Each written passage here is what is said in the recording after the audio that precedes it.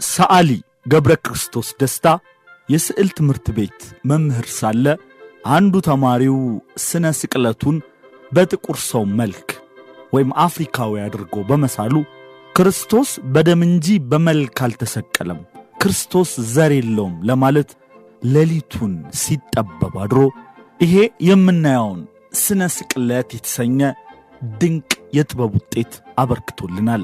ሌላው ጠቢብ ቴዲ አፍሮ ደግሞ ክርስቶስ ወገብረ ክርስቶስ ሲል ገብረ ክርስቶስ ስለሳለው የክርስቶስ ስዕል እንዲህ ተቀኝቶ ነበር። እዩት ይህን ጠቢብ ሸራው እስኪደማ በቀይ እየወጋ በደም እየሳለው እንጨት አመሳቅሎ ዳግም ክርስቶስን ጨርቁ ላይ ሰቀለው። ቀራንዮ ሆነ የወጠረው ሸራ፣ ጎልጎታ ሆነ የወጠረው ሸራ። አሁን እስኪመስል ስቃዩ ያስፈራ፣ ደም ከደም አረገው አበዛበት ጣረ። ብሩሹን አሹሎት እንደ ጎኑ ጦረ፣ እየወጋ ሳለው በጣም ጨከነበት። ገብረ ክርስቶስ ክርስቶስ ላይ ከፋ፣ የቆዳው አይነቱ በደም ተከልሎ ዘሩ እስከሚጠፋ። እየወጋ ሳለው እየሳለ ወጋው፣ ዘሩ እስከማይለይ መልኩ ዝም ብሎ ደሙ እስከሚናገር የትም ያለ ፍቅር እንዳይኖረው ሀገር። በቆዳ በቀለም እንዳናሳንሰው በደሙ ተሰቅሎ ሰው ያዳነውን ሰው እንዳንለው ፈረንጅ እንዳንለው ጥቁር እንዳንለው ቀይ በመስቀል ላይ ሆኖ ያየውን ስቃይ ከቀናት ባንድ ሁለት ሰዎች ሲሟገቱ በቀለሙ ጉዳይ ሲከራከሩበት በተመጻዳቂ የምሁራን አንደበት ባንዱ አፍ ሲጠቁር ባንዱ አፍ ሲነጣ መታገስ አቃተው። ሰዓሊው ተቆጣ፣ ስሜቱ ገንፍሎ በብሩሽ ጫፍ ወጣ። ሐሳቡን የሚገልጽ ቀለም እስከሚያጣ ሸራ ላይ ሰቀለው እንጨት አመሳቅሎ። አልወጣልህ አለው ፍቅርን ስሎ ስሎ ስሎ ስሎ ስሎ ፍቅርን ስሎ ስሎ። በሳለው እየወጋ በደማው እየቀባ ክርስቶስ ደሙ እንጂ ዘሩ አልተሰቀለም፣ እንጨቱ ላይ ያለው እውነት ይህ አይደለም እያለ እስኪናገር የስዕሉ አንደበት ገብረ ክርስቶስም ለክርስቶስ ሲሆን ቀለም እስኪያልቅበት በነጩ ሸራ ላይ እስካሁን የሚወርድ ደም አፈሰሰበት። ቀለም ቀይ ቀለም፣ የደም ቀለም፣ የጥላ ቀለም የሁሉም ነው እንጂ የማንም አይደለም። ፍቅር ዘር አይደለም። ሰላም ጤና ይስጥልን። እንዴት ናችሁ የተከበራችሁ ተከታታዮቻችን? እንኳን ለስቅለት በዓል አደረሳችሁ። ይህ ነበር ሚዲያ ነው። በነበር ሚዲያ ለዛሬያችን ፋይዳ ያላቸው ታሪኮችን እንጨዋወታለን። ዛሬ ስቅለት ነው። ለዛሬም በይህም ነበር መሰናዷችን ስቅለት በዓልን አስመልክተን ያዘጋጀንላችሁን መሰናዶ እናቀርብላችኋለን። ከስቅለት ጋር በተያያዘ ለእናንተ ለተከታታዮቻችን ይስማማሉ ያልናቸውን የተለያዩ ጉዳዮችን ይዘን ተገኝተናል። ቀደም ሲል እንዳደመጣችሁት በቴዲ አፍሮ ገብረ ክርስቶስ ስለ ክርስቶስ ስቅለት የሳለው ስዕል ላይ የጻፈውን ግጥም በማቅረብ ነው የጀመርነው። ስቅለትን አስመልክቶ የተሰሩ ሌሎች የጥበብ ሥራዎችን እናነሳለን። የስቅለት ፊልሞች ሲሰሩ ስለተከሰቱ አደጋዎችም የምንነግራችሁ ይሆናል። በመስቀል ላይ የሚፈጸም ስቅላት መቼና እንዴት ተጀመረ የሚለውን እና ሌሎችም ዕለቱን አስመልክተን የያዝናቸው መሰናዶች እናቀርብላችኋለን። እንደምትወዷቸው እምነታችን ነው። በነገራችን ላይ ከሰሞኑ የተሰማ መረጃ የኢየሱስ ክርስቶስ ስቅለት ትዕይንት በዓለም አዲስ ሪከርድ ሰበረ የሚለው ነው። 235 ሚሊዮን ክርስቲያኖች መኖሪያ የሆነችው ዩናይትድ ስቴትስ ሰሞነ ሕማማቱን ለማሰብ ባዘጋጀችው የትንሣኤ የድሮን ትርኢት አዲስ ሪከርድ ሰበረች ተብሏል። በቴክሳስ አብያተ ክርስቲያናት አስተባባሪነት በአሜሪካ ሰማይ ላይ በተዘጋጀው የትንሣኤ መንፈሳዊ የድሮን ትርኢት በየዕለቱ 5000 ድሮኖች በዝግጅቱ መጨረሻ ዕለትም 10000 ድሮኖች በመጠቀምና ልክ እንደ ቲያትር ከሆሳዕና እስከ ትንሣኤው የዘለቀ ተከታታይነት ያለው ትዕይንት ማሳየት በመቻሉ ነው የዓለም ሪከርድ መስበር የቻለው። በሕማማት ሳምንት የቀረበ ትዕይንት ከምሽቱ 6 ሰዓት ጀምሮ የክርስቶስን መጽሐፍ ቅዱሳዊ ታሪኮች በምስል የሚያሳዩ የድሮን ትርኢቶች መታየቱን የተነገረው። ለ9 ቀናት በነበረው ቆይታ በአንድ ምሽት በ5000 ድሮኖች በማብረር በእያንዳንዱ ዕለትም የክርስቶስን ውልደት፣ ሆሳዕና፣ ጸሎተ ሐሙስ፣ ስቅለት፣ ግንዛት፣ ትንሣኤውን የሚያሳዩ አዳዲስ ትዕይንቶችና ቅርጾችን በመፍጠር ወንጌል መሰበኩንና በቴክኖሎጂው በታሪኩ አዲስ ምዕራፍ የከፈተ ዝግጅት እንደነበር አዘጋጆቹ ገልጸዋል። እያንዳንዱ ምሽት የታሪኩን የተለየ የመጽሐፍ ቅዱስ ምዕራፍ ይናገራል። ይህም ማለት ሆሳዕና ጀምሮ እስከ ትንሣኤ ያለውን የክርስቶስ ትምህርቶች ናቸው ያሉት አዘጋጆቹ በአሜሪካ ያሉ 340 ሚሊዮን ሰዎች በቅርብም ሆነ በሩቅ በአካል በሚሊዮኖች በማህበራዊ ሚዲያው እንደተከታተሉት አስረድተዋል። በመዝጊያው ዝግጅት 10,000 ድሮኖች በማሳተፍ 2024 በደቡብ ኮሪያ 5293 ድሮኖች ተይዞ የነበረው ሪከርድ መስበሩ ያገኘናቸው መረጃዎች ይጠቁማሉ። እንግዲህ ድሮ ሰዓያን በጥበባቸው እነ ገብረ ክርስቶስ ደስታ ሸራ ላይ የጥበብ ውጤቶቻቸውን አስፍረዋል። ዛሬ ደግሞ ቴክኖሎጂው ዘምኖ በድሮን የተለያዩ ትርኢቶችን ማሳየት እየተቻለ ነው። እኛም እንዲህ ስለ ስቅለት እየተጨዋወትን እስከ ፕሮግራማችን ፍጻሜ እንዘልቃለን። ለቻናላችን አዲስ የሆናችሁ ቤተሰብ እንድትሆኑና ቻናላችንን ላይክ፣ ሼር፣ ሰብስክራይብ እንድታደርጉ እንጠይቃለን። እስከ መሰናዷችን ፍጻሜ መልካም ጊዜ። ገብረ ክርስቶስ ደስታን አንስተን የጀመርነው ስለ ገብረ ክርስቶስ ደስታ ስነ ስቅለት ስዕል ስለሱ ትንሽ እንበልና ወደ ሌሎች ጉዳዮች እንሻገራለን። ጥበቡ በለጠ የገብረ ክርስቶስ ደስታ ስዕልን አስመልክቶ ይህን ብሎ ነበረ። ይህ ስዕል የጥበበኛ ኢትዮጵያዊ የአእምሮ ውጤት ነው። ቀራንዮ ይሰኛል። ከምድሪቱ ድንቅ ስዕሎች አንዱ ነው። ጀርመኖች ጥበብን፣ ሳይንስንና የፈጠራ የመናብ ጥልቀትና ርቀትን ያስተምሩበት ነበር። ገብረ ክርስቶስ ደስታ የክርስቶስን ስቅለት ያሳየን በደሙ ነው። የክርስቶስን ደም ነው መስቀልንም ስቅለትንም ያሳየበት። ገብሬ የክርስቶስን ደም በምናብ በመውሰድ በደሙ የዋጀውን መስዋዕትነት አሳየን። ድንቅ ፈጠራ። ሌላው ጉዳይ ሳይንስም ነው። ገብሬ የሳይንስ ተማሪም ስለነበር ደምን የውስጥ ክፍልን ሰርስሮ በመግባት አናቶሚን የማሳየት ብቃት ያለው ተአምረኛ ሰዓሊ ነበር ሲል ነው የገለጸው። በነገራችን ላይ ከገብረ ክርስቶስ ደስታ ስዕል ላይ ቀድቶ የስነ ስቅለት ስዕል የሳለ ሌላ አርቲስትም ነበረ። በገብረ ክርስቶስ ደስታ ስነ ስቅለት ስዕል ንሸጣ የተሳለ የጎሎጎታ ስዕልን አየሁኝ ሲል ናቲማናዬ በማህበራዊ ትስስር ገጹ አስፍሮ ነበር።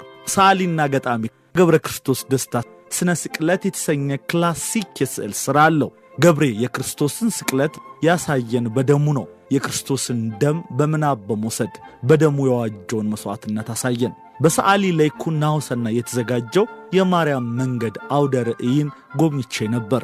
እዚህ አውደ ርዕይ ላይ ትኩረቴን የሳበው ጎልጎታ የተሰኘው ስዕሉ ነው።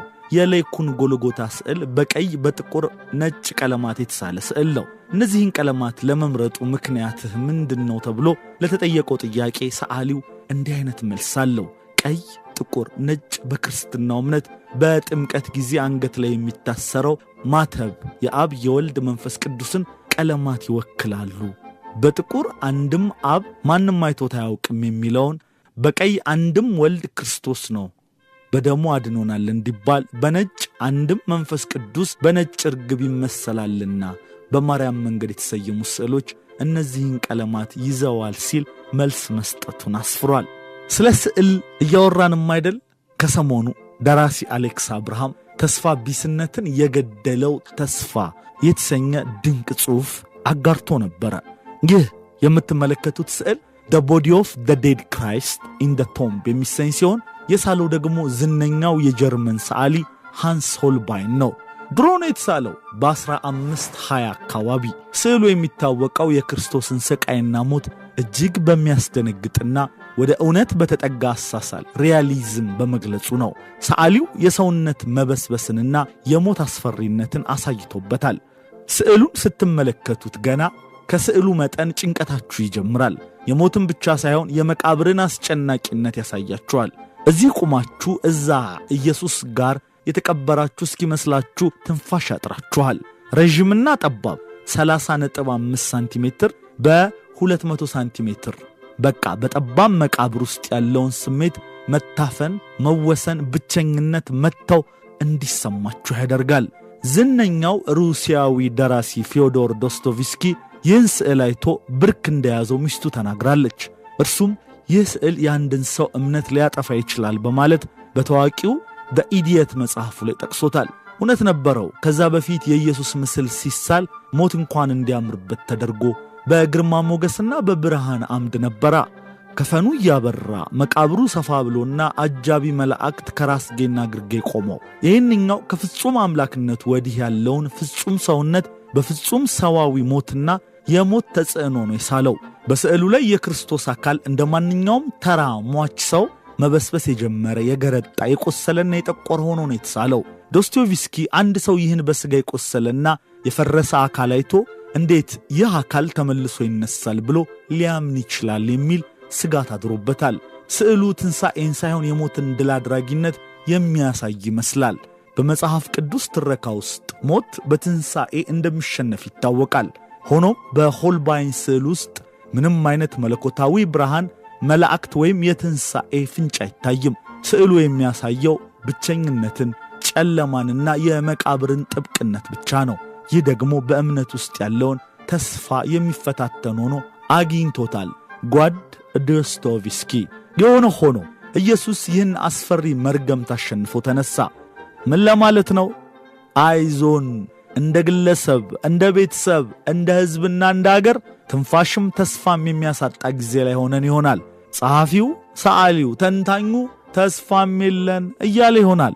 ግን ተስፋ ከማይጨበጥ መላምትም ከተጨባጭ ትንተናም ያለፈ ነገር ነው። ይህንኛው ሳምንት በመላው የክርስትና እምነት ተከታዮች ዘንድ ከመጨረሻው ተስፋ ቢስ ጉዳይም የመጨረሻው ሕያው ተስፋ እንደሚወለድ የምናስታውስበት የምስራች ጊዜ ነው። አይዞን ብሏል አሌክስ አብርሃም። እስኪ አሁን ደግሞ የተከበራችሁ ተከታታዮቻችን በስቅለት ፊልም ወቅት ስለተከሰቱ አስደንጋጭ አደጋዎችን እንንገራችሁ። የክርስቶስን መከራና ስቅለት በፊልምም ሆነ በመድረክ ድራማ ለተመልካች ማቅረብ ከፍተኛ ጥንቃቄና ዝግጅት ይጠይቃል። ሆኖም ግን አንዳንድ ጊዜ ትወናው ወደ እውነተኛ አደጋ ተቀይሮ ዓለምን ያስደነገጡ ክስተቶች ተመዝግበዋል። በታሪክ ከማይረሱት ውስጥ የተወሰኑትን እንንገራችሁ። በታዋቂው The Passion of the Christ ፊልም ላይ የደረሰው የመብረቅ አደጋ አንደኛው ነው። ሜል ጊብሰን በጣሊያን ማቴራ ከተማ በከፍተኛ በጀት በሠራው በዚህ ፊልም ላይ ኢየሱስን ሆኖ የተወነው ጂም ካቪዘል ለሕይወቱ አደገኛ የነበሩ ክስተቶችን አስተናግዷል። በስቅለቱ ትዕይንት ወቅት በድንገት መብረቅ የመታው ሲሆን በወቅቱ የፊልሙ ረዳት ዳይሬክተር የነበረው ጃን ሚሼሊኒም በተመሳሳይ መብረቅ ተመቶ ነበር። ጂም ካቪዘል ከመብረቅ ጥቃቱ በተጨማሪ በመገረፍ ትዕይንት ወቅት ጀርባው ላይ ከባድ ቁስል ደርሶበትና ትከሻው ተላቆ ለረጅም ጊዜ በሕክምና እንዲቆይ ተገዷል። ሌላኛው አደጋ ደግሞ ወደ ናይጄሪያ ነው የሚወስደን። በናይጄሪያ ተመልካቾች ትወና መስሏቸው ያጨበጨቡበት ሞት እንደ አውሮፓውያን አቆጣጠር ኤፕሪል 15 ቀን 2022 በናይጄሪያ ክላሬቲያን ዩኒቨርሲቲ አንድ አሳዛኝ ክስተት ተፈጠረ። የ25 ዓመቱ የፍልስፍና ተማሪ ሱሌ አምብሮስ በስቅለት ድራማ ላይ የቅዱስ ጴጥሮስን ገጸ ባህሪ ወክሎ እየተወነ ነበር። ጴጥሮስ የሮማዊውን ወታደር ጆሮ የሚቆርጥበት ትዕይንት ላይ ያለ ድንገት ተዝለፍልፎ ወደቀ። ተመልካቾች የወጣቱ መውደቅ የትወናው አካል መስሏቸው በደስታ ያጨበጭቡ ነበር። ነገር ግን ደም መፍሰስ ሲጀምር ድንጋጤ ተፈጠረ። ወጣቱም ወዲያውኑ ሕይወቱ አልፏል። ወደ ሜክሲኮ ስንሻገር ደግሞ በሜክሲኮ የይሁዳን ሞት ሲተውኑ የሞቱትን ወጣት እናገኛለን። በ2017 በሜክሲኮ ትላንሲጎ በተባለ ቦታ የ23 ዓመት ወጣት የይሁዳን ገጸ ባህሪ ወክለው ትዕይንቱን ያቀርብ ነበር። ይሁዳ ራሱን የሚሰቅልበትን ክፍል ለመወከል ሙከራ በሚያደርግበት ወቅት እግሩ ስር የነበረው ድጋፍ በማምለጡ በእውነት ታንቆ ሕይወቱ አልፏል። በወቅቱ በቦታው የነበሩ ሰዎች እርዳታ ለማድረግ ቢሞክሩም ሊያተርፉት አልቻሉም። ወደ ጎረቤት ብራዚል ስንሄድ ደግሞ በብራዚል ለ4 ደቂቃ በገመድ የተንጠለጠለው ተዋናይ በወቅቱ አነጋጋሪ ሆኖ አልፏል። በ2012 በብራዚል ኢታፔቲኒንጋ ከተማ ተመሳሳይ አደጋ ቲያጎ ክሌሜንቴ በተባለ ተዋናይ ላይ ደርሷል። የይሁዳን የራስን ማጥፋት ትዕይንት በሚሰራበት ወቅት ለደህንነት ተብሎ የታሰረው ገመድ ባለመታዘዙ አንገቱን አውጥቶታል። ቲያጎ ለ4 ደቂቃ ያህል በገመድ ላይ ተንጠልጥሎ ቢቆይም ተመልካቾች ግን ጥሩ ትወና ነው በሚል በዝምታ ይመለከቱት ነበር። ከቀናት በኋላ በሆስፒታል ሕይወቱ ማለፉ ተረጋግጧል። በዌስት ቨርጂኒያ ደግሞ የ84 ዓመቱ አዛውንት እንዲሁ አደጋ ደርሶባቸው ነበር። በአሜሪካ ዌስት ቨርጂኒያ የ84 ዓመት አዛውንት በስቅለት ድራማ ዝግጅት ላይ ሳሉ ከባድ አደጋ ደርሶባቸዋል። አዛውንቱ 3 ትላልቅ መስቀሎችን ለማቆም በሚደረገው ጥረት ላይ ሲያግዙ ድንገት ሚዛናቸውን ስተው ከ3 ሜትር ከፍታ ላይ ወደ መሬት ተከስክሰዋል። በወቅቱ በከባድ ሁኔታ ቆስለው በሄሊኮፕተር ወደ ሆስፒታል የተወሰዱ ሲሆን ክስተቱ በታዳሚው ላይ ከፍተኛ ድንጋጤ ፈጥሮ ነበር። የፊሊፒንስ እውነተኛ ስቅለቶች። በፊሊፒንስ ሳን ፔድሮ ኩቱድ የሚካሄደው ሃይማኖታዊ ስነ ስርዓት ከድራማነት ያለፈ ነው። በየዓመቱ አማኞች የእውነት እጃቸውንና እግራቸውን በ4 ኢንች ሚስማር ተቸንክሮ በመስቀል ላይ ይውላሉ። ምንም እንኳን ድርጊቱ ለዓመታት ቢቀጥልም በየዓመቱ ብዙዎች ለከፍተኛ ደም መፍሰስ፣ ለኢንፌክሽንና ለከፍተኛ ሙቀት ተጋልጠው ወደ ሕክምና ተቋም ይወሰዳሉ። እነዚህ ክስተቶች የጥበብ ሥራዎች በተለይም ከፍተኛ ጥንቃቄ የሚሹ ትዕይንቶች ሲኖሩባቸው የደህንነት ባለሙያዎችና የሕክምና ቡድኖች መገኘት ምን ያህል ወሳኝ እንደሆነ ትልቅ ትምህርት የሰጡ ናቸው። ስለ ክርስቶስ ስቅለት ፕሮግራም ለማዘጋጀት አስቦ የዲያቆን ሄኖክ ኃይሌን ሕማማት መጽሐፍን አለመጥቀስ አይቻልም። ሕማማት መጽሐፍ በዝርዝር በስፋት ሕማሙንና ስቅለቱን ያስቀመጠበት መጽሐፍ ነው። እኛም ለኛ መሰናዶ የሚስማማውን ከሕማማት መጽሐፍ ላይ ጠቅሰን እናቀርብላችኋለን። በእርሱ ቁስል እኛ ተፈወስን በሚል ርዕስ ስር ከገጽ 192 ጀምሮ ያለውን እናቀርብላችኋለን። ጲላጦስም የካህናት አለቆችንና መኳንንትን ሕዝቡንም በአንድነት ጠርቶ እንዲህ አላቸው፣ ሕዝቡን ያጣምማል ብላችሁ ይህንን ሰው ወደ እኔ ያመጣችሁት፣ እነሆ በፊታችሁ መርምሬ ከምትከሱበት ነገር አንድ በደል እንኳ በዚህ ሰው አላገኘሁበትም። ሄሮድስም ደግሞ ምንም አላገኘም፣ ወደኛ መልሶታልና፣ እነሆም ለሞት የሚያደርሰው ምንም አላደረገም። እንግዲያስ ቀጥቼ ፈተዋለሁ አላቸው። በሉቃስ ወንጌል ምዕራፍ 23 ቁጥር 14 እስከ 16 ላይ እንደሰፈረው ጲላጦስ የጌታችንን ንጹሕ መሆን ካወቀ በኋላ ቀጥቼ ፈተዋለሁ አለ። ንጹሕ በመሆኑ ምክንያት የተቀጣ ከጌታችን በቀር ማን አለ? ጲላጦስ አይሁድን ደስ ለማሰኘት ስለፈለገ ያን ሁሉ ጥያቄና መልስና ሕጋዊውን የፍርድ ሂደት ማስፈጸም ትቶ በንጹሑ ጌታ ላይ ግርፋት እንዲወርድበት ፈረደ። ነቢዩ ኢሳይያስ በውርደቱ ፍርዱ ተወገደ ብሎ እንደተናገረው ትንቢት ጲላጦስ በእርጋታ ጀምሮት የነበረውን ሕጋዊ የምርመራና የፍርድ ሂደት አሽቀንጥሮ ጥሎ ከሕግ ውጪ በዚያች ቀን በአይሁድ እጅ የተዋረደውን ጌታ ያለ ፍትሕ እንዲገረፍ ወሰነበት። ጲላጦስ ኢየሱስን ይዞ ገረፈው። የጲላጦስ ሐሳብ በመስቀሉ ፋንታ ግርፋት ቢገረፍ ሕይወቱን ካዳንኩለት ቢቆስል ምንም አይደለም የሚል ነበር። አይሁድም የግርፋቱን ጽናት አይተው ይሙት ማለታቸው እንደሚቀር ተስፋ አድርጎ ነበር። በዚህ ምክንያት ከትናንት ምሽት ጀምሮ ታስሮ ሲንገላታ ያመሸውን በሐናና ቀያፋ ግቢ ውስጥ ሲደበደብና በጡጫ ሲመታ ያደረውን ጌታ በምህረት የለሾቹ የሮም ወታደሮች እጅ እንዲገረፍ አሳልፎ ሰጠው። የሮማውያን ግርፋት እንደ አይሁድ ግርፋት በጅራፍ ብቻ አይደለም። የቤተ ክርስቲያን ታሪክ ጸሐፊው አውሳቢዮስ ዘቂሳርያ እንደገለጠው ጅራፉ በቆዳ ከተሰራ በኋላ በላዩ ላይ ስለታማ የሆኑ የብረት ኳሶች፣ ሾሎ የተሳሉ የአጥንት ስብርባሪዎች ይደረጉበታል። በዚህ አሰቃቂ የግርፋት መሳሪያና በጨካኞች ወታደሮች እጅ ወድቀው ስቃዩን መቋቋም ተስኗቸው የሞቱም ብዙዎች ናቸው። በጅራፉ ላይ የተሰሩት የብረት ኳሶችና የአጥንት ስብርባሪዎች በሚገረፈው ሰውነት ላይ ሲያርፉ ስጋውን እየነጩ የሚነሱ ስለሆኑ ጅራፉ በሰውነት ላይ ማረፉ ብቻ ሳይሆን ከሰውነት ላይ የሚነሳበትም ቅጽበት እጅግ ለመግለጽ የሚከብድ ስቃይ የሚያደርስ ነው። የግርፋቱ መጠን በጨመረ ቁጥር የደም ስሮችና አጥንቶች እስከሚታዩ ድረስ የሚጎዳ የጎድን አጥንቶችን መሰባበር፣ ከፍተኛ የሆነ ውጫዊና ውስጣዊ የደም መፍሰስ፣ የሳምባ መጎዳት የሚያስከትል አሰቃቂ ሂደት ነው። በዚያች ቀን ጌታችንን ለመግረፍ የተመደቡት ወታደሮች እስራኤልን በብርሃን አምድ በሌሊት የመራቸውን አምላክ፣ ሙሴና አሮንን በደመና አምድ ያነጋገራቸውን አምላክ በድንጋይ አምድ ላይ ለመግረፍ እርቃኑን አሰሩት። የካህናት አለቆችን ደስ ለማሰኘት ሲሉም በሙሉ ኃይላቸው በታላቅ ጭካኔ እጅግ ብዙ ግርፋትን አዘነቡበት።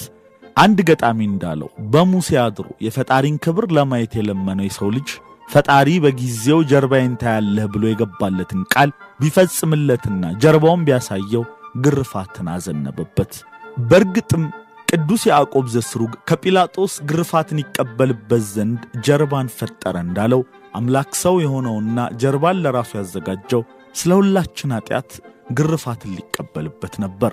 የሮማውያን ግርፋት ቅዱስ ጳውሎስ እንደተገረፈው እንደ አይሁድ ግርፋት በመጠን ተወስኖ አንድ ሲጎድል 40 ግርፋት 5 ጊዜ ግረፉኝ እያለ የተገረፈው ሰው በሕይወት ተርፎ እያስታወሰ የሚናገረው አይነት ግርፋት አይደለም። ቤተክርስቲያናችን የጌታችን ግርፋት 6666 ጊዜ እንደሆነ ስታስተምር 5000 ነው 4000 ነው የሚሉም አሉ። ይህን አሰቃቂ ግርፋት በሺህ ለሚቆጠር ጊዜ መገረፉን ግን ሁሉም ሊቃውንትና የታሪክ ሰዎች ተስማምተውበታል። ጌታችን እጅግ መገረፉን የሚያሳየን መስቀሉን ባሸከሙት ጊዜ በየስፍራው እስኪወድቅ ድረስ አቅም ማጣቱ ነው። የጌታን ግርፋቱንስ መቁጠር ቢቻልም እንኳን ስቃዩን ግን እንዴት ልንቆጥረው እንችላለን? ቤተክርስቲያናችን ከስጋው አልፎ አጥንቶቹ እስከሚታዩ ድረስ ስለተገረፈው አምላክ በዕለተ ዓርብ የምታነበውና የምታዜመው ራሱ ክርስቶስ አስቀድሞ በነቢዩ ዳዊት አድሮ ስለ ሕማሙ የተናገረው የትንቢት ቃል የስቃዩ መጠን ጥቂትም ቢሆን ለማሰብ ያግዘናል። እንደ ውሃ ፈሰስሁ፣ አጥንቶቼም ሁሉ ተለያዩ፣ ልቤም እንደ ሰሞነ ባንጀቴም መካከል ቀለጠ። አጥንቶቼም ሁሉ ተቆጠሩ፣ እነርሱም አዩኝ ተመለከቱኝም፣ አጥንቶቼ ተነዋወጡ በሚለው በመዝሙረ ዳዊት ምዕራፍ 22 ከቁጥር 14 ጀምሮ የሰፈረው ቃል ያሳያል። ቅዳሴያችን ደግሞ እንዲህ ይላል። የወልድን መከራውን የሚናገር ምን አይነት አፍ ነው? ምን አይነት ከንፈር ነው? ምን አይነት አንደበት ነው? የፍቅር ጌታ ሕማማቱ በተነገረ ጊዜ ልብ ይለያል፣ ሕሊናም ይመታል፣ ነፍስም ትንቀጠቀጣለች፣ ሥጋም ይደክማል። በእውነትም የጌታችንን ስቃይ ለመግለጽ ምንም አይነት ቋንቋ፣ ምንም ያህል ቅኔ አቅም አይኖረውም። ቅዱስ ኤፍሬምም በክርስቶስ የተወደዳችሁ ሆይ ኑ ወዲህ ቅረቡ፣ በዚህች ዕለት በዳዊት ከተማ የሆነውን አብረን እንይ። በተስፋው ቃል ሲጠብቁ የነበሩት የተመረጡት የአብርሃም ዘሮች ዛሬ ምን እንዳደረጉ እንመልከት። ጌታ ሆይ ረዥሙን ስቃይን ማን ሊገልጸው ይችላል ይላል። ይህ ሁሉ የሆነው ስለኛ ኃጢአት ነበር። ኦሪት የሚገረፍ ሰው የግርፋቱም ቁጥር እንደ ኃጢአቱ መጠን ይሁን ትላለች። ጌታችን ማንም ስለ ኃጢአቱ ሊወቅሰው የማይችል ንጹሕ ቢሆንም እግዚአብሔር የሁላችንም በደል በእርሱ ላይ አኖረ ስለተባለ ግርፋቱም በተሸከመው የኛ ኃጢአት መጠን ሆነ። እርሱ ስለ መተላለፋችን ቆሰለ፣ ስለ በደላችንም ደቀቀ። የደህንነታችንም ተግሣጽ በእርሱ ላይ ነበረ። ባጋንንት እጅ ልትገረፍ የጸጋ ልብሷን አውልቃ ዕርቃኗን በሲኦል የወደቀች ነፍሳችንን ነፃ ያወጣት ዘንድ እርሱ በጨካኝ ወታደሮች እጅ ዕርቃኑን ተገረፈ። እኛን ከሚገባን ግርፋት ያድን ዘንድ ኢየሱስ የማይገባውን ግርፋት ተገረፈ። የተገረፈባቸውም አለንጋና ገመድ በደም ታለሉ፣ ተነከሩ። ከግርፋቱ ጽናት የተነሳ ሥጋ ሁሉ አለቀ። ሐዋርያው ጴጥሮስ በመገረፉ ቁስል ተፈወሳችሁ በማለት እንደተናገረ በእርሱ ቁስል እኛ ተፈወስን። ጌታችንን በታላቅ ጭካኔ የገረፉት ወታደሮች ከግርፋቱ በኋላ ከሰራዊቱ ጭፍራ ሁሉ ጋር ተሰብስበው ከበቡት። ልብሱን ገፈው ቀይ ልብስ አለበሱት። ከሾህም አክሊል ጎንጉነው በራሱ ላይ በቀኝ እጁ መቃ ኖሩ። በፊቱም ተንበርክከው የአይሁድ ንጉሥ ሆይ ሰላም ላንተ ይሁን እያሉ ዘበቱበት፣ ተፉበትም። መቃውንም ይዘው ራሱን መቱት።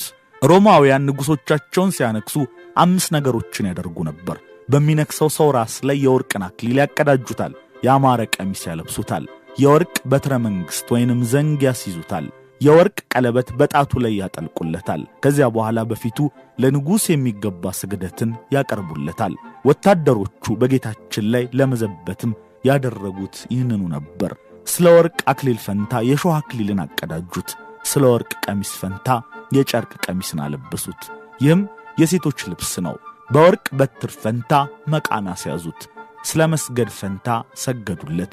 ቀለበትን በማድረግ ፈንታ ጣቶቹን አደቀቋቸው፣ ቀጩት። የአይሁድስ ጭካኔ ከቅንዓት የመነጨ ነበር። ሮማውያን ወታደሮች ያሳዩት ግን ምክንያት ሊቀርብለት የማይችል ጭካኔ ነበር። በጭካኔያቸው የጌታችንን ልብሱን አውልቀው ሌላ ቀይ ልብስ አለበሱት። ሂደቱን ልብ አድርገን አንድ በአንድ እናስበው። ከግርፋት በኋላ የራሱን ልብስ አለበሱት። ከዚያ ደግሞ መልሰው ልብሱን ገፈፉት።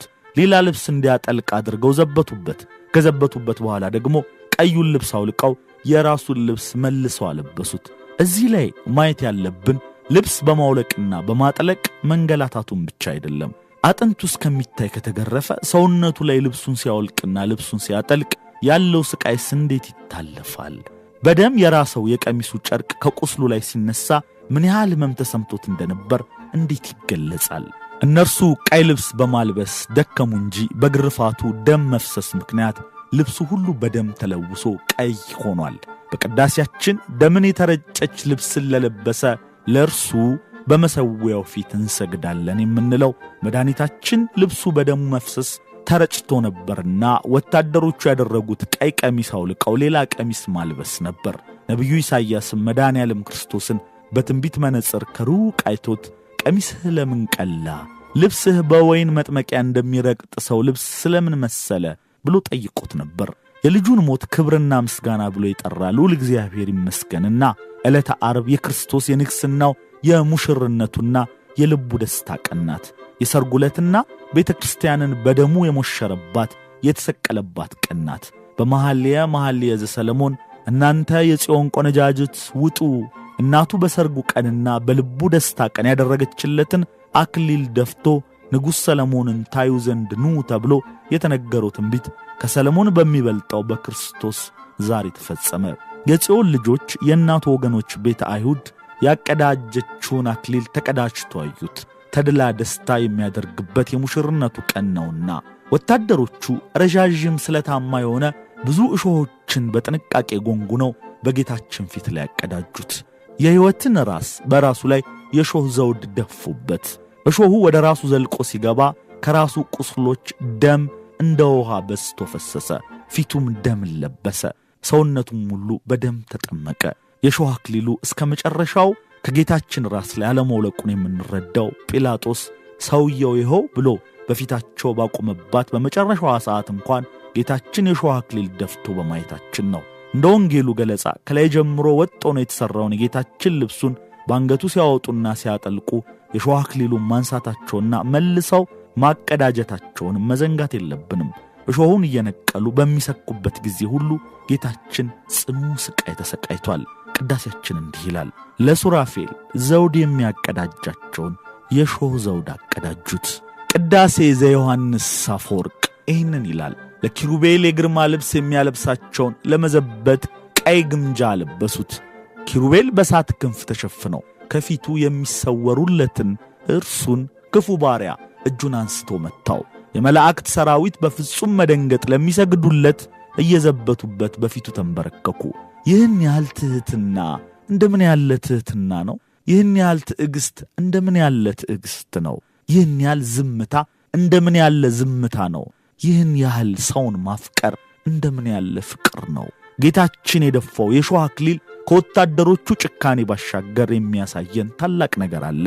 የሰው ልጅ ከገነት በተባረረ ጊዜ ምድር ካንተ የተነሳ የተረገመች ትሁን፣ እሾህንና አሜኬላን ታበቅልብሃለች ተብሎ ተረግሞ ነበር። ይህ በርግማን የበቀለ እሾህ በዕለተ ዓርብ ተጎንጉኖ የጌታችን ዘውድ ሆነ። ጌታችን በዚያች ዕለት የደፋው አክሊል የእኛን ኃጢአት ነበር።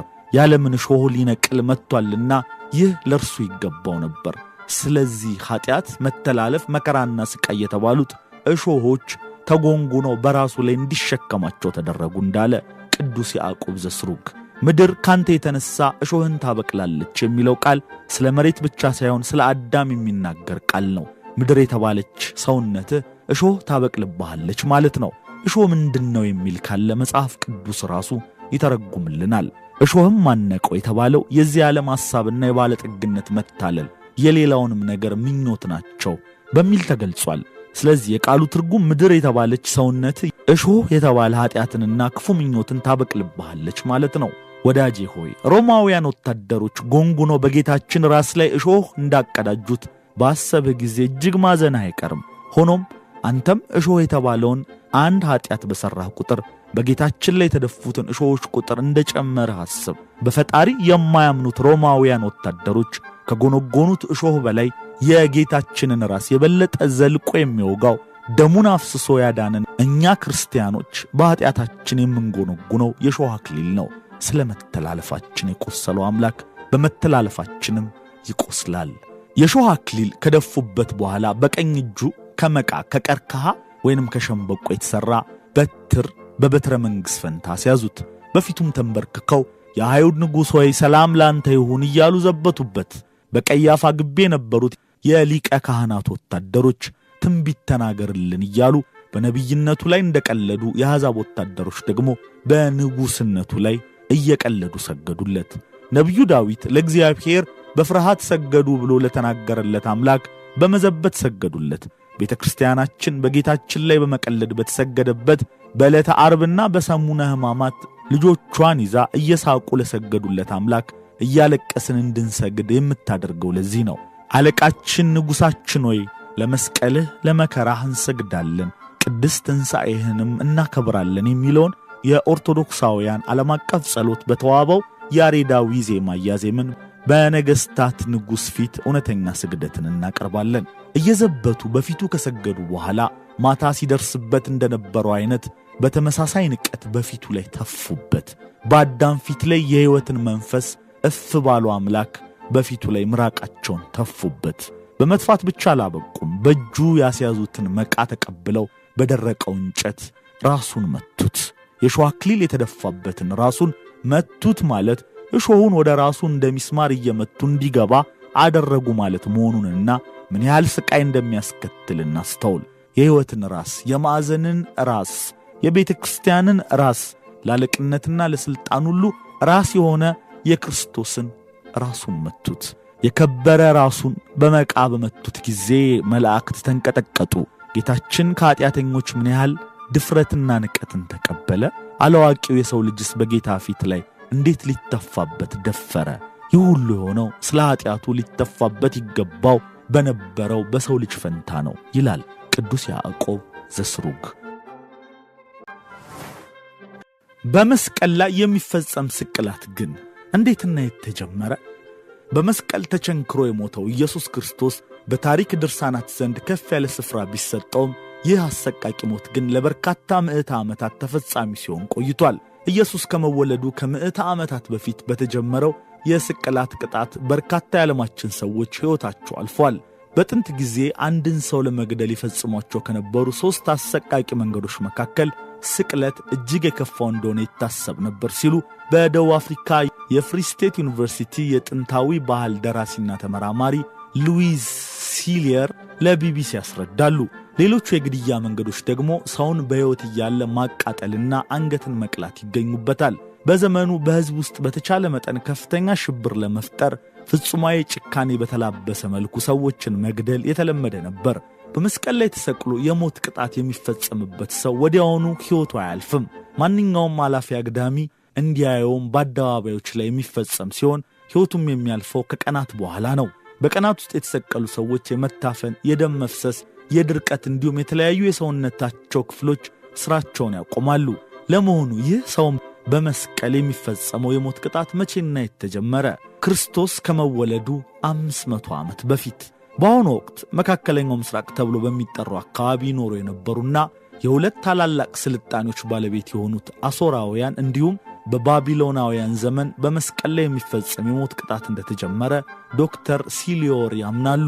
በተጨማሪም በስድስተኛው ክፍለ ዘመን በፋርሶች ዘንድም ስልታዊ በሆነ መንገድ ተግባራዊ ይሆን እንደነበር ይነገራል። ይህንን የሞት ቅጣት መንገድ በተመለከተ እጅግ ጥንታዊ መረጃዎች የተሰበሰቡት በአሦራውያን ቤተ መንግሥት ማስጌጫዎች ላይ ነው። በቤተ መንግሥት ግድግዳዎች ላይ የጦርነት ድሎችና የጦር ምርኮኞች እንዲሁም ምርኮኞቹ የተገደሉበትን መንገድ የሚያመለክቱ ስዕሎች ነበሩ።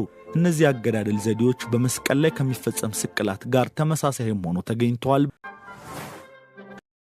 ዶክተር ሲሊየር ስለ ስቅለት ታሪካዊ አመጣጥና ምንነት የሚዘረዝር አንድ ጽሑፍ በደቡብ አፍሪካ ሜዲካል ጆርናል ላይ በአውሮፓውያኑ 2003 አሳትመዋል። ፋርሳውያን ከመደበኛ መስቀል ይልቅ ሰዎችን በዛፎች ወይም በቆሙ ዘንጎች ላይ ይሰቅሉ እንደነበር ያስረዳሉ። የሞት ቅጣት የተፈረደበትን ሰው መሳቂያ፣ መዘባበቻ ማድረግ እንዲሁም ጭካኔያዊ አሟሟቶቹን ማጣመር የተለመደ ነበር። ከዘዴዎቹ መካከልም አንዱ በዛፍ ላይ በመስቀል በመታፈንና በድካም እንዲሞቱ ማድረግ ነው ብለዋል ፕሮፌሰር ፔሬዝ። በአራተኛው ክፍለ ዘመን ታላቁ እስክንድር የስቅላት ቅጣትን ወደ ምስራቅ ሜዲትራኒያን አገሮች አመጣ። ታላቁ እስክንድርና ወታደሮቹ የጢሮስን የአሁኗን ሊባኖስ ከተማን ከበቧት። ወደ ከተማዋ ማዕከል ለመግባትም ተቸግረው ነበር ይላሉ ዶክተሯ። በመጨረሻም ወደ ከተማዋ ከገቡ በኋላ 2000 የሚሆኑ ነዋሪዎችን ሰቀሉ። የታላቁ እስክንድር ተተኪዎችም የስቅላት ቅጣትን ለግብፅ፣ ለሶሪያ እንዲሁም በፊንቄያውያን ለተመሠረተችው ታላቋ የሰሜን አፍሪካ ከተማ ካርቴጅ የአሁኗ ቱኒዝ አስተዋወቁ። ከክርስቶስ ልደት በፊት ከ264 እስከ 146 ዓመተ ዓለም በተካሄዱ የፑኒክ ጦርነቶች ሮማውያን ዘዴውን የተማሩ ሲሆን ከዚያ በኋላም ለ500 ዓመታት በማሻሻል በውጤታማ መንገድ ተጠቅመውበታል ይላሉ ተመራማሪዋ።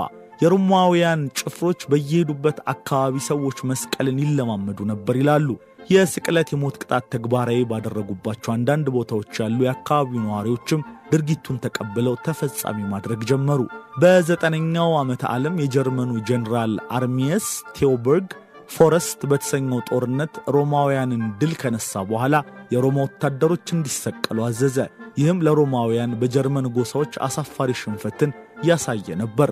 በ60 ዓመተ ዓለም አይሰኒ በመባል የሚታወቀው የጥንታዊ ብሪታንያ ጎሳ ንግሥት ቡዲካ በወራሪ ሮማውያን ላይ አመጽ በማስነሳት በርካታ የሮማ ጭፍሮችን ሰቀለች። በጥንታዊቷ እስራኤል ሮማውያን ከመምጣታቸው በፊትም ቢሆን ሰዎች በስቅላት ይቀጡ ነበር። ሮማውያን ቅድስት ሀገርን ከመውረራቸው በፊት የስቅላት ቅጣት ተፈጻሚ ስለመሆኑ የሚናገሩ ምንጮች አሉ። ከመካከላቸው አንዱ ሮማዊ አይሁዳዊ የታሪክ ምሁር፣ ፖለቲከኛና ወታደር የነበረው ፍላቪየስ ጆሴፈስ ሲሆን በአንደኛው መቶ ክፍለ ዘመን ኢየሩሳሌም ውስጥ ነበር የተወለደው። ለ27 ዓመታት ከ125 እስከ 76 ዓመተ ዓለም አይሁዶችን ስለገዛው አሌክሳንድሮስ ያኒየስ ዘመን ፍላቪየስ በጻፈው ዘገባ በ85 ዓመተ ዓለም አካባቢ የጅምላ ስቅለቶች ይፈጸሙ እንደነበር ጠቅሷል። ንጉሡ ከቁባቶቹ ጋር በአንድ ስፍራ እየተዝናና እያለ 800 የሚሆኑ አይሁዶች እንዲሰቀሉ እንዲሁም በአደባባይ ልጆቻቸውና ሚስቶቻቸው እንዲገደሉ አዘዘ ሲል ፍላቪየስ ጆሴፈስ ጽፏል። ሮማውያን በዚህ ወቅት የተለያዩ መስቀሎችን ይጠቀሙ እንደነበር የሚገልጹት ዶክተር ሲሊየር የኤክስ ቅርጽ ያለው ነበር ይላሉ። ይሁን እንጂ በአብዛኛዎቹ አጋጣሚዎች ታዋቂውን የላቲን መስቀል ወይም ታው የተሰኘውንና ተፊደልን የሚመስለውን ይጠቀሙ ነበር። እነዚህ መስቀሎች ከፍ ብለው የሚሰቀሉ ቢሆንም መሬት ላይ የተጋደሙ መስቀሎችም የተለመዱ ነበሩ ይላሉ። የስቅላት ሞት የታዘዘበት ሰው ልክ ኢየሱስ ክርስቶስ እንዳደረገው የመስቀሉን አግዳሚ እንጨት ተሸክሞ ወደ መስቀያው ስፍራ እንዲወስድ ይገደዳል። የሚሰቀሉት ግለሰቦች እርቃናቸውን ካልሆኑ ልብሳቸው ይገፈፍና በጀርባቸው ተኝተው እጃቸው እንዲቸነከር ይደረጋል። እጆቻቸው በመስቀሉ አናት ላይ እንዲታሰር ይደረግና ከመዳፋቸው በታች በሚገኘው አንጓ ሚስማር እንዲቸነከር ይደረጋል። ሚስማር በመዳፍ ላይ አይቸነከርም፣ ምክንያቱም ሚስማሮቹ የሚሰቀለውን ሰው ሥጋ በጣጥሰው ማለፍ ስለሚችሉና መዳፍ የአብዛኛውን ሰውነት ክብደት መሸከም ስለማይችል ነው። ስለዚህም ሚስማሩ በእጅ አንጓሌ ወይም አጥንት ላይ እንዲያርፍ ይደረጋል። ሚስማሮቹ ርዝመታቸው 18 ሴንቲሜትር እንዲሁም ውፍረታቸው 1 ሴንቲሜትር ሊደርስ ይችላል። የሚሰቀለው ሰው እግሮቹም እንዲሁ ተጠፍረው ይታሰሩና በመደራረብ ከእግሮቹ ከፍ ብሎ በሚገኘው አጥንት ላይ ሚስማሩ እንዲቸነከር ይደረጋል። ጉልበትም ትንሽ አጠፍ እንዲል ይደረጋል። ይህ ሁሉ ሲሆን የሚሰቀለው ሰው ላይ የሚፈጠረው ሕመም በቃላት ለመግለጽ የማይቻል አሰቃቂ ነው። በዚህ ሂደት በርካታ ነርቮች ይጎዳሉ ይላሉ ፕሮፌሰር ፔሬዝ። ከዚህም በተጨማሪ ከፍተኛ ደም ይፈሳል። መተንፈስም ስለሚያስቸግር በመታፈን የሚሞቱት በርካቶች ናቸው። በርካታ የሰውነት የአካል ክፍሎችን መስራት የሚያቆሙ ሲሆን የተሰቀለው ሰው ተሰቃይቶ ይሞታል። የስቅላት ጭካኔ አንዱ ማሳያ ነፍስ ከሥጋ እስክትለይ ድረስ የሚፈጀው ጊዜ ረጅም መሆኑ ነው። ምንም እንኳ አንዳንዶቹ በተሰቀሉ በጥቂት ሰዓታት ውስጥ ቢሞቱም ኢየሱስ ክርስቶስ ለ6 ሰዓታት ያህል እንደተሰቃየ መጽሐፍ ቅዱስ ይጠቅሳል። በአንዳንድ ሁኔታዎች ወታደሮች ሞታቸውን ለማፋጠን የሚያደርጉት የጉልበታቸውን ቋንጃ በመምታት እግራቸውን መስበር ነው።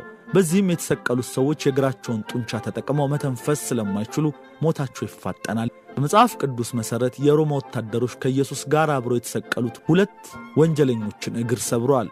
ኢየሱስ አስቀድሞ ስለሞተ በእርሱ ላይ ይህንን አልፈጸሙም። ኢየሱስ ከመሰቀሉ በፊት በጅራፍ በተደጋጋሚ ተገርፏል። ጅራፉ የብረት ቁርጥራጭና የሾሉ አጥንቶች ያሉት ሲሆን በዚህም ብዙ ደም ፈሶታል። በመገረፍ ብቻ የሞቱ ሰዎችም በታሪክ ድርሳናት ውስጥ አሉ በማለት ፕሮፌሰሩ ያክላሉ። ሮማውያን ሰዎችን በስቅላት ሲቀጡ ሌሎች ያንን ወንጀል እንዳይፈጸም ለማድረግ ማስተማሪያ እንዲሆንና ለከፉ ጠላቶችም የተዘጋጀ ሞት ነው። በአብዛኛው በባሪያዎች እንዲሁም በውጭ አገር ሰዎች ላይ ተፈጻሚ ሲሆን በሮማ ዜጎች ላይ ተፈጻሚ የሚሆነው በጣም አልፎ አልፎ ነበር። እንዲህ አይነቱ ቅጣት አብዛኛውን ጊዜ ከሀገር ክህደት፣ ከወታደራዊ አመጽ፣ ከሽብርተኝነትና ደም መፋሰስን ካስከተለ አንዳንድ ወንጀሎች ጋር የተያያዘ ነው። የሮም ንጉሠ ነገሥት ቀዳማዊ ቆስጠንጢኖስ ስቅላትን በ4ኛው መቶ ክፍለ ዘመን እንዲቀር ያደረገ ሲሆን እምነቱንም ወደ ክርስትና የለወጠ የመጀመሪያው የሮም ንጉሥ ሆኗል። ይሁን እንጂ የስቅላት ቅጣት ወደ ሌሎች ሀገራት ተስፋፋ። በአውሮፓውያኑ 1597 ጃፓን 26 ሚስዮናውያንን የሰቀለች ሲሆን የክርስትና እምነት ተከታዮችም መሳደድ ጀመሩ። መስቀል ለዘመናት የቀጠለ ጭካኔን የሚያስታውስ ቢሆንም ለክርስቲያኖች ግን ኢየሱስ ለፍቅር ሲል መስዋዕትነትን መክፈሉን የሚያመለክት ነው።